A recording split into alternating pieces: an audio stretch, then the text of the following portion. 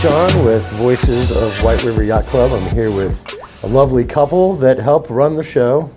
Sometimes they probably get in each other's nerves, but I get that. Rick and Ann Ward, how are you two doing today? Doing very well. Doing well, thank you. So Rick, number one, we already did yours, and number two, Ann, you were able to watch Rick's. What'd you think of Rick's interview? It was good, I liked it. So do you remember how he kind of brought up the first day meeting you at the track and how you came up to him in the infield? Well, we met here, but I think his story was about our proposal. The proposal. And yeah, he didn't tell it exactly right. I told him that at the end afterwards. Because he said that he called me back because you said you wanted to propose. What you said is you wanted to kiss me. Yeah. He said, I want to give you a kiss. And I said, I don't want to kiss right now. I don't want to kiss you right now. I told you she was mad at me during that whole proposal thing during the day at Carb Day I wanted to get at back. the track. I wanted to get back because it was the lull in the action and everybody was cooking. I was hungry. I wanted to go eat. So obviously you probably haven't seen your husband interviewed, maybe ever. So what was it like seeing him kind of talk about his dad, talk about you, well, I actually talk about have the club? seen him interviewed a few times, Yeah. so he's done some I have things. been on TV a couple times. Yeah. Well, okay, you're a little famous. But no, it was. Rick's a very good speaker. He always, he's good at that stuff. So I knew he'd do a good job at it, and he did.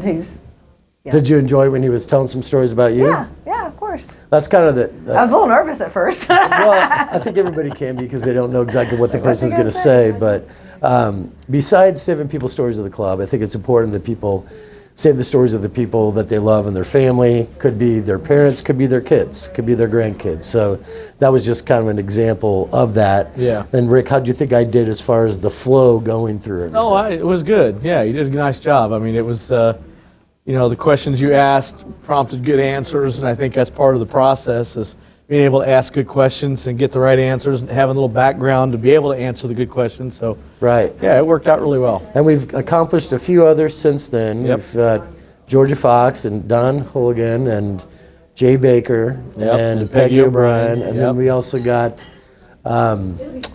Kevin Williams. That's going to be coming out here soon. And there's some others that are lined up for this coming weekend.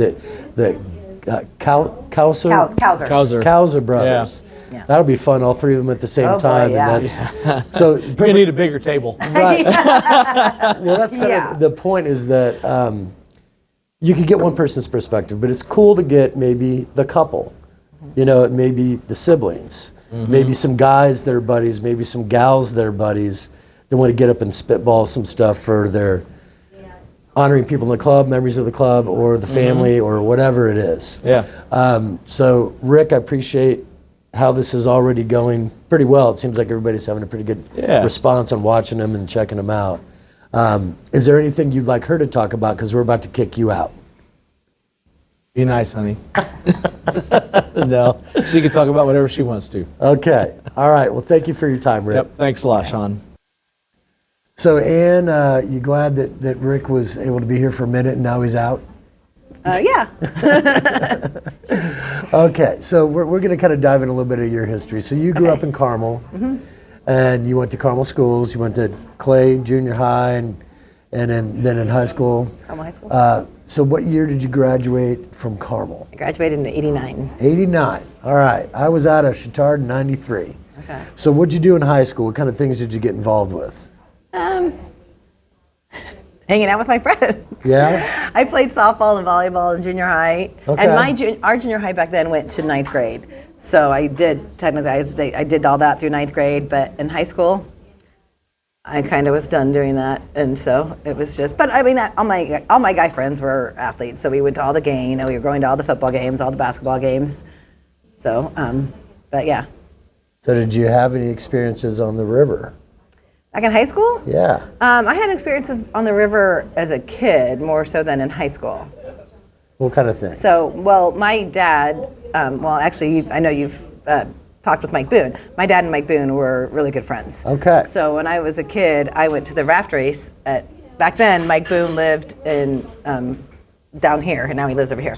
But now he kind of lives across the river from us. But back then, he lived over here off 75th Street, and he lived in, I think it's John Keeler's house now, but and right next door to him was Terry DeMille, which was a good friend of my dad's as well. So all three of them were friends. And Terry DeMille, that house is the house that Carter Hoffmeister lives in now. So you'll be going to that house soon. Okay. But so anyway, they lived next door to each other and they were friends. So they had a group party for the raft race every year. And I'm sure I went there for other parties besides the raft race. But I was coming on the river when I was a kid with my dad, both my parents. So the weirdest thing I saw during the raft race when I was probably like 10 years old was a guy literally in a lazy boy with 2 kegs underneath it and a paddle. And that was his little raft. Yeah. What are some of the ones maybe you remember? I can't really remember specifically. I feel like I remember more eating vanilla wafers in the little gazebo thing that they had in front of there, or some kind of thing they had there, and my mom getting worrying about me swimming in the river. Those are my memories more so than the raft. Well, did you ever actually get hurt in the river or step on something or anything like that? No, my mom was just a worrywart. Did any of your friends ever? Because like we used to jump off the trestles where the Monon Trail went over. Right? Okay. Yeah, that was kind of a rite of passage back in the day. No, we didn't do that. I did go slide down the dam at Geist once before. Slide down the dam at Geist. My mom got really mad when she found out I did that, but I was older then. So you've been involved here at the club since what year? I became a member in 2005.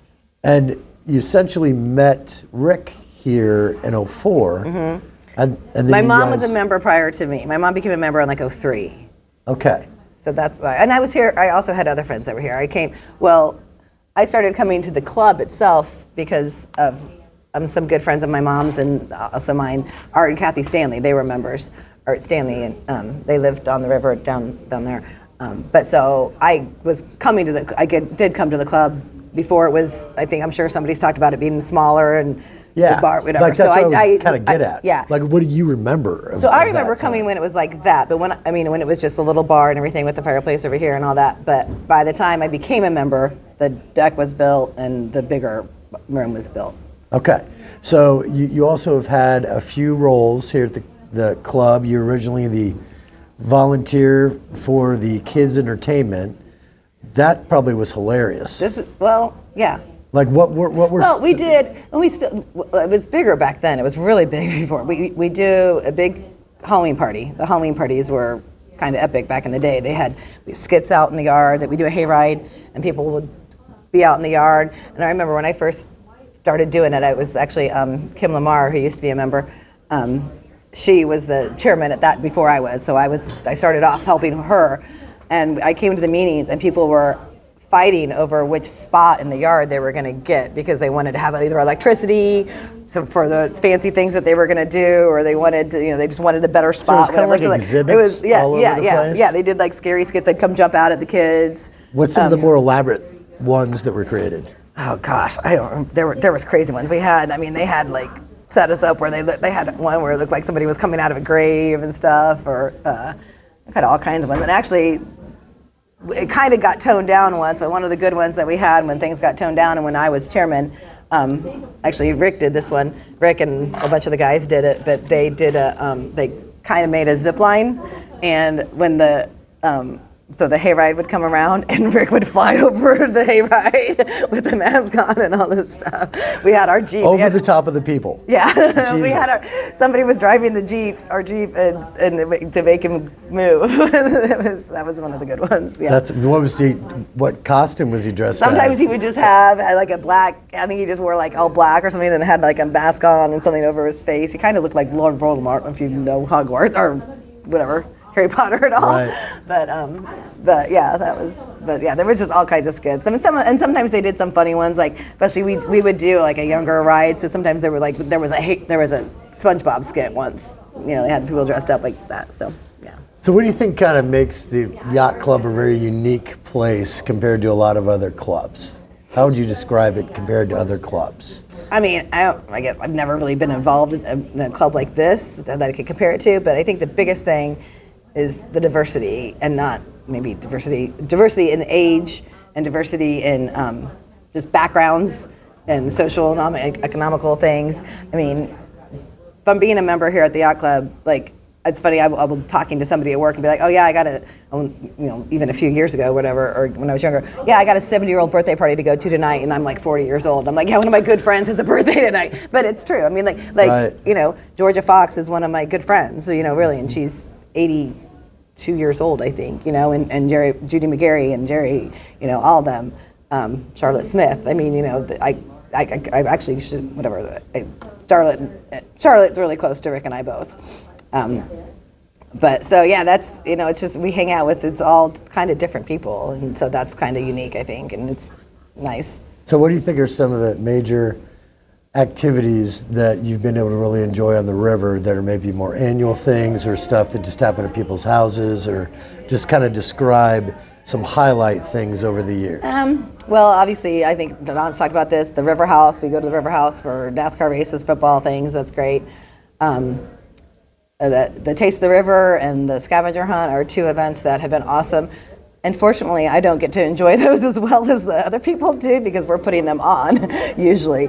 I do get to enjoy the Taste of the River, I guess, because that's everything, but the scavenger hunt was, but so those are fun events. We've done poker runs. I mean, and not, for me, some of the things, it's not really a scheduled event, but one of the things that I used to love, we used to do is every Sunday, everybody would boat all weekend, and then on Sunday, when it got to be the end of the night, everybody's got to go home, get ready for work the next day. But we always would be at the landings, basically tied up, or when we used to be able to beach there, but then we had to start tying up when they took our beach away.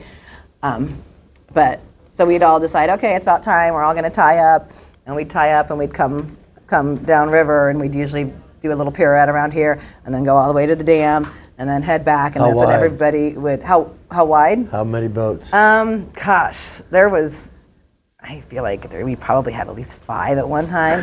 There was one time when we didn't do pirouettes with this, but there was one time that we had so many boats that we were tied, like it was not just across, it was front and back. We had some tied up so that we were, and usually How's that working? Is it just the guys in the back on the motor on, the guys in the front don't? Yeah. Okay. Yeah. That would Yeah. And hopefully then be like when we aware. have to turn, it's like, okay, like they'd have to yell at whoever to turn their motor on and start doing whatever. But it was that, and the main boat, the middle boat was always, I don't know if anybody's talked about Scott Butler, but he had a big houseboat, and it was the Colts boat. It was painted royal blue and had Colts on the sign. So he was kind of he was always usually the driver in the middle main boat, and everybody would just tie on to him and we'd go around.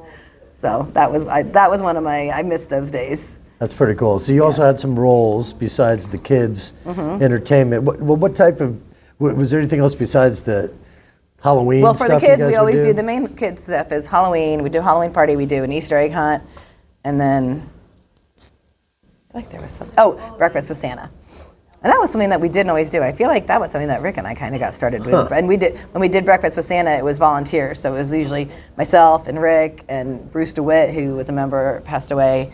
Rick Miller, who's a member, he would come back there and help us, and Jim Caminell, whatever. We all came to the kitchen. We were in the kitchen cooking all the food. So we did biscuits and gravy. I mean, we had a whole breakfast buffet for breakfast. So with what's a Santa. guess on like how many kids would come for these kind of events? Have we done 20, 30, 40? Like, Oh, yeah. Well, I mean, we did it this year, and we had, I think like this year we had a total of, I think we had 20-some kids, and then the parents and the grandparents. So sometimes there's more adults than there is grandparents, because one Right. kid can have 4 people with them sometimes. Sure.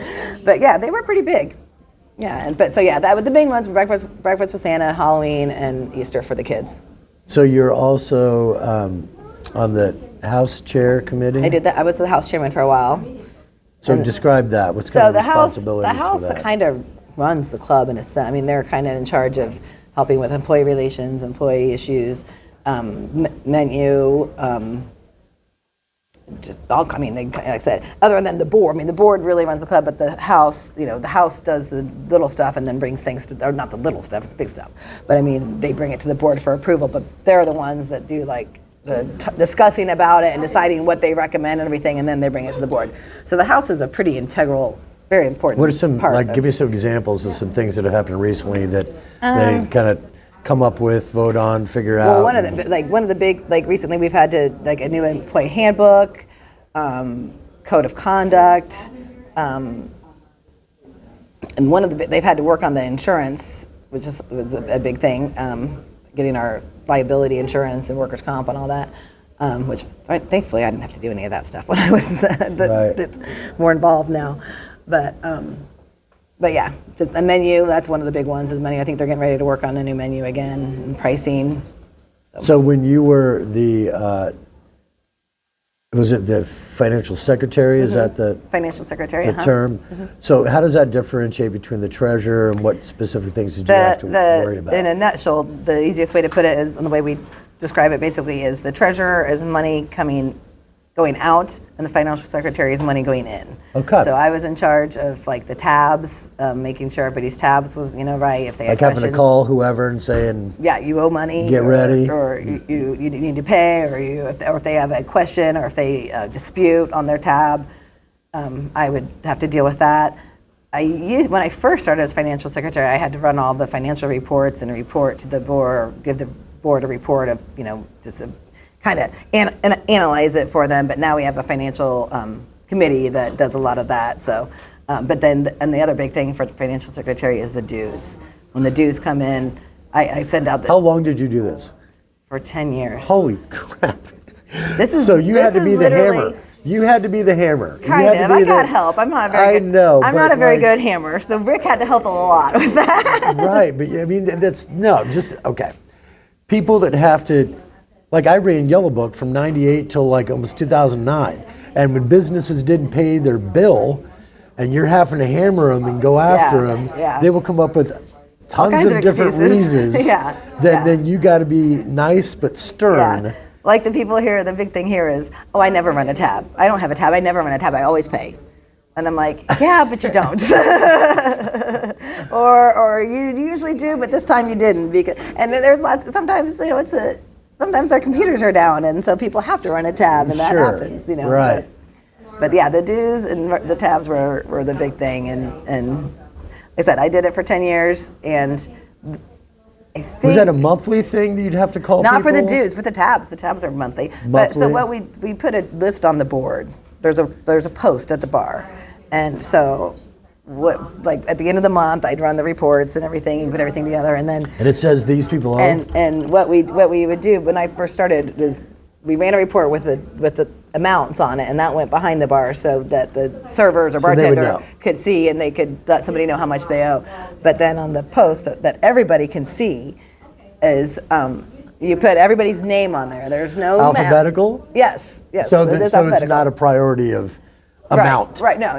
But it was alphabetical. But if you're in the black, that means you just have to pay by the end of the month. But if you're in the red, that means you're past due and you're in trouble. you need to get your tab I'm sure that paid. starts a little bit of chatter. Oh yeah. Well. And there's been so many, like over the years, like, you have to stop doing that. You can't do that. That's not right. That's whatever. That's embarrassing. Or you can't. That's, I'm like, well, if you're worried about it, pay your tab. And you don't have to. You won't be on tough board. thing. It's like people want to have a great time with their friends. They want to bond with everybody whenever they can. And there might be a week that's maybe a little stronger in the world than another one. So, I've seen some of the guys around here. They're playing the different rip tab games and this, that. And they're motivating each other to kind of do that. And might be putting some, I don't know, money on something or whatever. But I think that it comes down to that people want to have a good time and they don't want to have somebody tell them to stop having a good time. Right. And so who's the current person? Jim Kimna. Jim Kimna.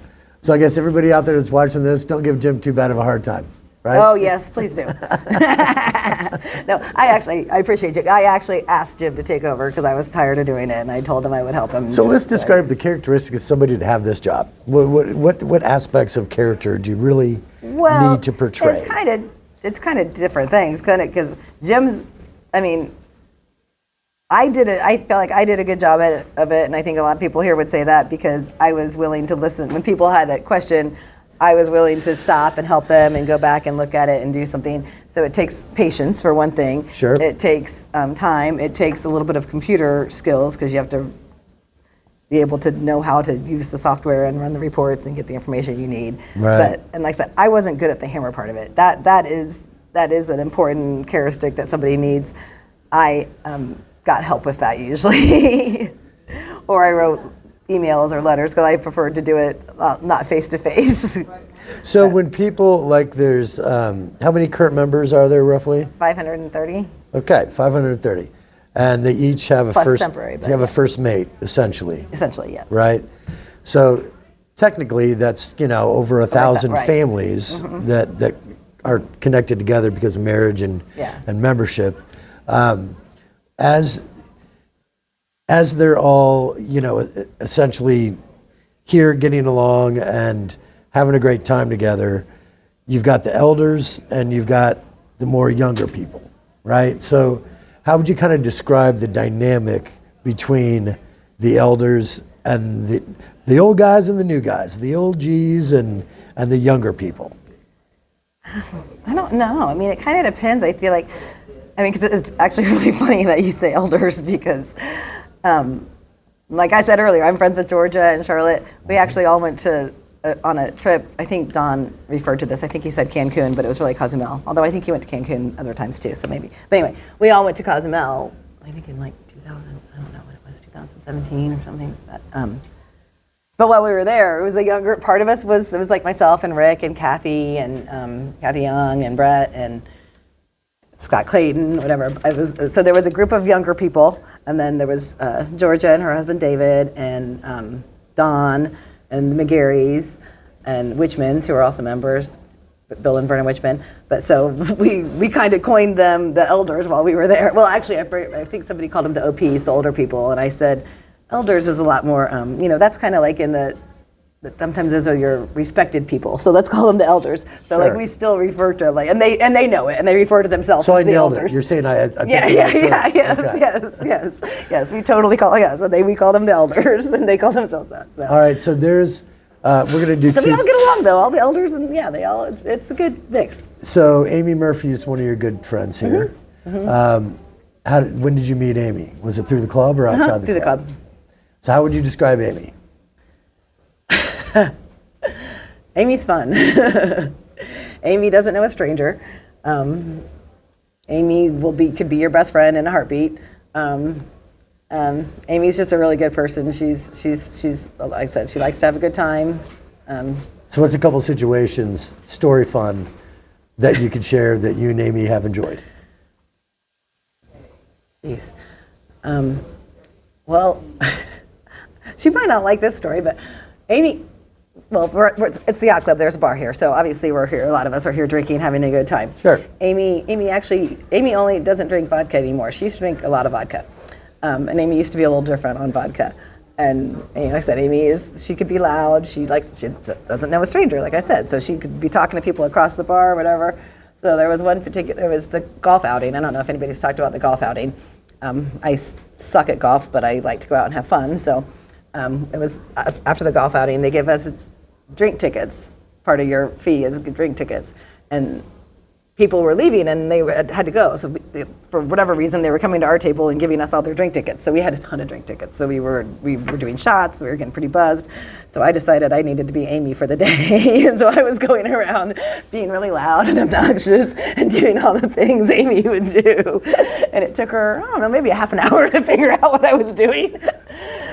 Did you say I'm Amy? Or no, I was just doing those things. And like I said, So you kind of envy Amy in a little way because she is so much of a free bird. Yeah, yes. Okay. Yes. All right. Yes. So Carla Taylor, another one of your good friends. How would you kind of describe Carla? Carla doesn't have a nice or mean bone in her body. She is just super nice. She would be there for anybody. She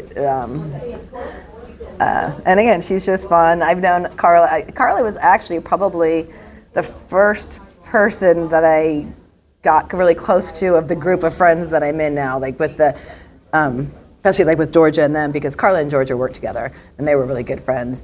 And so yeah, Carla and I started talking, and that group of people, there's a group of people, Dawn included, and like the Finleys. I don't know if you've heard about Greg and Gay Finley. Greg was a past Commodore, or is a past Commodore. They all did a Florida trip in October, and Carla and Kevin were getting married, and so Carla was like, hey, they were getting married in Florida, and Carla was the one that said, you guys should come down to Florida when we get married. So that was like the first time Rick and I went and did the vacations with that group. So That's fun. so yeah, she kind of was the one that kind of maybe got, Rick Rick was a member before I was, obviously, and so he knew all these people, but he wasn't really hanging out with them as much until then when he and I got married and we started being friends with them and we started hanging out with that group of people. And I think Carla was kind of the one that got us into that group of people. And then Kathy, and what's Kathy's last name? Kathy Young. Kathy Young. Yeah, Kathy, and her significant other is Brett Neal. They've been together for a long, long time. I know Brett. Okay. Very cool. Yeah. Very cool cars. Yes. He's got some cool Brett cars. Yes. So how would you describe her? Kathy is, Kathy, well, I always call Kathy the best looker-upper.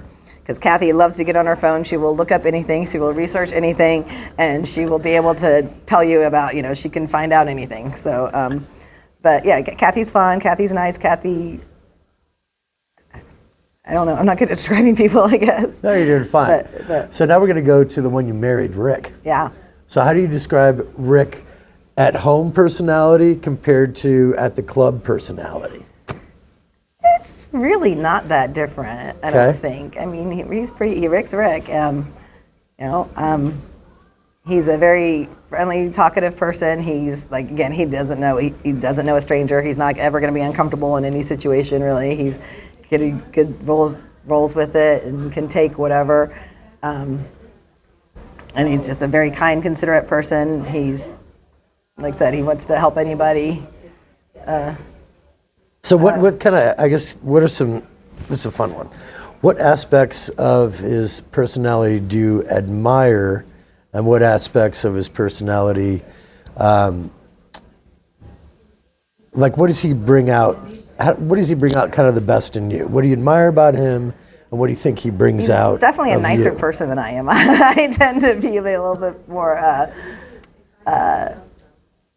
skeptical about things or hesitant about trusting things or trusting people. And I'm not as, I'm a very outgoing person, but it takes a minute. I mean, I don't just I can't just become friends with somebody right away. I'm not comfortable with people I don't know or people in situations. But Rick's comfortable in any situation. He doesn't. So I really wish I could be more like him in that sense. Where's one of the favorite places you guys have traveled together? Or maybe a couple.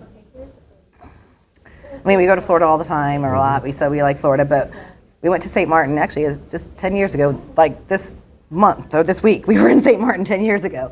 And St. Martin was really nice. We really liked that. We went to Cancun on our honeymoon. We really liked that. But the Cozumel trip with all that big group of people was a lot of fun too. So we take trips by ourselves, but we do a lot of group trips too, which is nice. Right.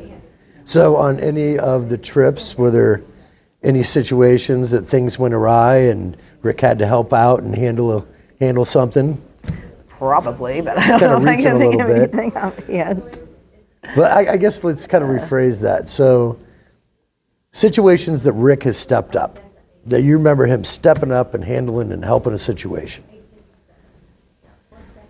Gosh, I have to think about it. So Rick, I have a 93-year-old aunt who still lives at home by herself with a 70-some-pound dog.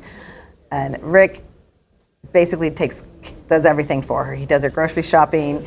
He has to go fix her TV at least once a week, probably.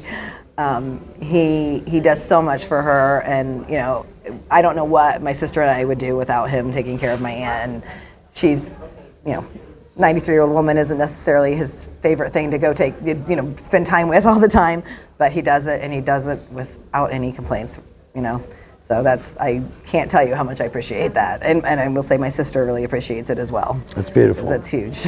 It's really huge. And then with both his kids, kids are kids. Kids have issues. Kids have problems, and he is generally just so patient with them and doesn't, they can mess up. All kids do, nothing major or anything, but he's just rolls with the punches and just is like, okay, we'll get through this. We'll figure it out. And we do, and he does. So that's pretty awesome. That's beautiful. All right. So in closing, what would you like to say to the other members just about the club itself and just what you really enjoy about it? Yeah, it's just it's a great place to be, and especially I'm not a single woman, but I think especially for single women, like when my mom was a member, and especially a lot of the women that have, had their spouses pass away, it's such a comfortable place to come. You know you're going to be comfortable here. You don't have to worry about, just any awkwardness or any uncomfortableness. You can come to the bar by yourself. You know you're going to run into somebody. You know you're going to have somebody to talk to. You're going to have people to hang out with. You're not going to be bored. And it's just every day there's going to be something. It's always here, and it's always going to be comfortable and fun.